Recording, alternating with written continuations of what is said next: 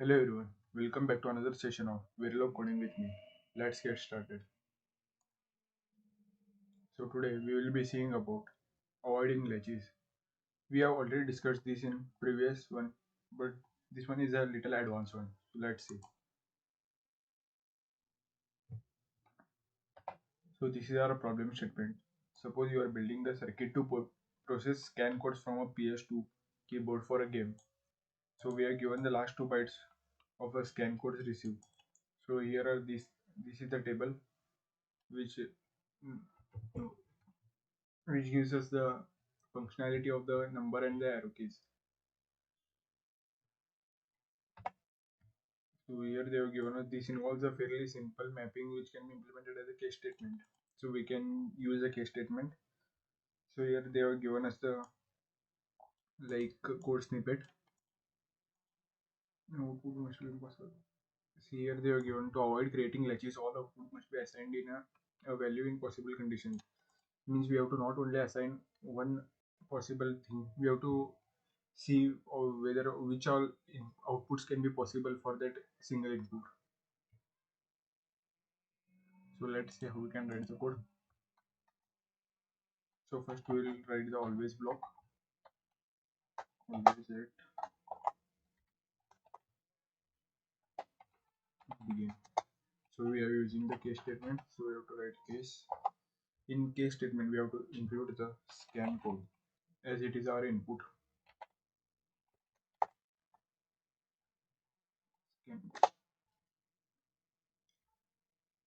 Before that we have to assign each output value as 0 to avoiding any further errors.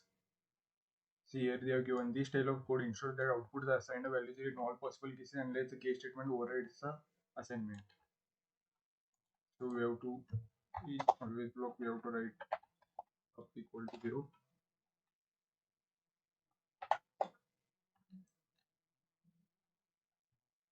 For each statement we have to write it up equal to 0, down equal to 0, left equal to 0, right equal to 0. So in scans code first code is our this one. So we will copy it, paste it, and we will write a begin. So this is another method of writing in the case statement. That is we are assigning each output possible output for this. So we have to begin. So what does this number give? No, that it is a left. Means if we press that number it will go to left. It is means that left key is pressed. So left equal to 1, we have to assign the value for left equal to 1, and for all other we have to give the value 0 equal to 0, down equal to 0, and right equal to 0. As we have begun it we have to end it. End. So similarly for all other we have to write it. So for the next one, this scan code gives us know that the arrow key is down. Press. So we have to paste it. Begin down. So it down equal to 1 and rest other equal to 0.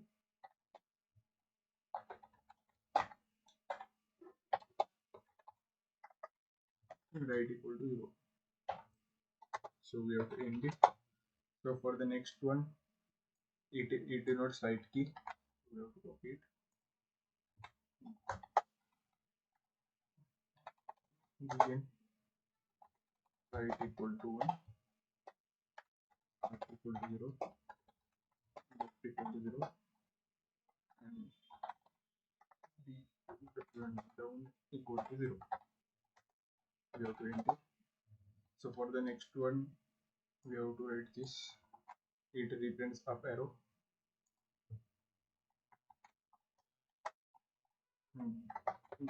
Begin up equal to 1, down equal to 0, right equal to 0, and left equal to 0. So by assigning these all possible outputs as 0, we are making sure that there is no latch which can create a error in our output. So we have to write a default statement also to avoid the latches. Default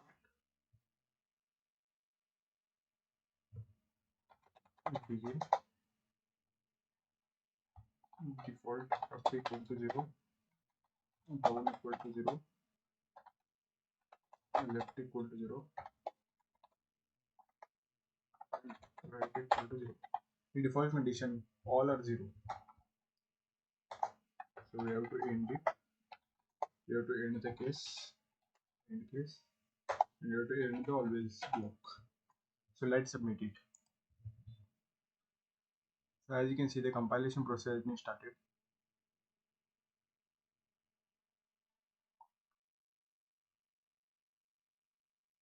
So as you can see, the status is success, and there are no mismatch in our means timing diagram. This is the timing diagram. So with this video, we have completed the procedure. So next time, from next video onwards, we will be seeing about the conditional statement.